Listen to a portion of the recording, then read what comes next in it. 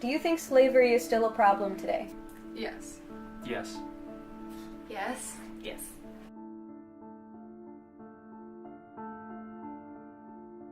What do you think human trafficking is? It's when humans are taken out of their life that they're in now and forced into basically slavery. Is it like slavery, but like modern slavery, where people are taken and placed in other countries under not ideal conditions?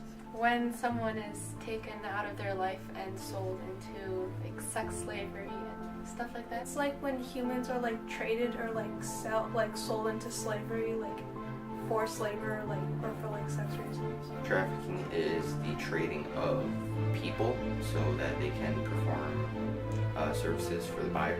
People are sold and bought. Anything where people are being moved or bought against them.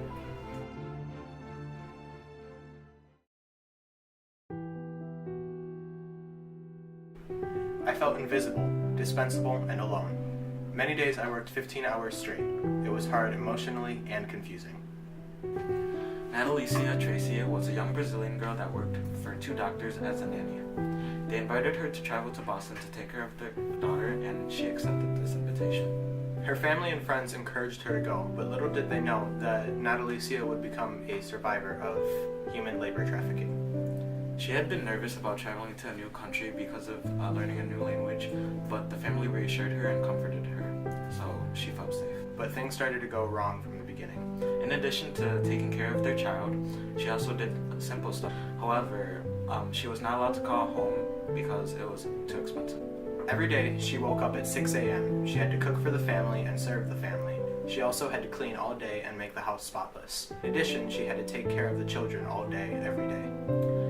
They would make her iron everything from towels to undergarments, and along with this she had house chores such as cooking dinner, washing dishes, as well as ironing clothes all the way past 11. She slept on the porch with only a futon and a space heater to keep her warm. She was often very cold from the ground and often got sick due to the cold and breathing in Clorox all day cleaning.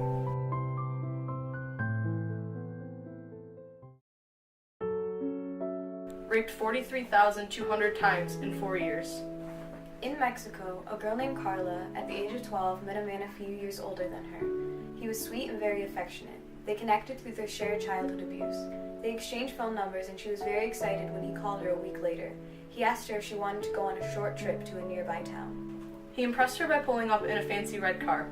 After seeing and speaking to each other for a while, he convinced her to run away with him. Although her mother did not agree, she went. She said he treated her amazing, bought her clothes, shoes, he brought her flowers and chocolates, and she said it was like a dream. But she started seeing red flags everywhere. He would leave the apartment weeks on end. His cousins would come by with girls and claim that they were pimps. Her boyfriend then told her how she was to be a prostitute, how she would treat the men, how much she would charge them, and what she was to do. She was moved city to city and saw between 20 to 30 men each day, 7 days a week. Her trafficker beat her to the brink of death after accusing Carla of falling in love with another man. He punched her, kicked her, burned her, and called her names to emotionally break her down. After some time, Carla found herself in a motel that was in the process of being shut down. She heard police officers clearing people out, and she thought she was free. That was until the police officers took a large group of young girls, made them get in compromising positions, and recorded them. They were threatened if they did not do this. This was not the day that Carla was freed. After more time, at the age of 15, Carla got pregnant and had a baby girl who belonged to a pimp. He took the baby away from her until she was at least a year old and used her to manipulate Carla. She was finally saved at age 16 in 2008 by an anti-trafficking organization based in Mexico City.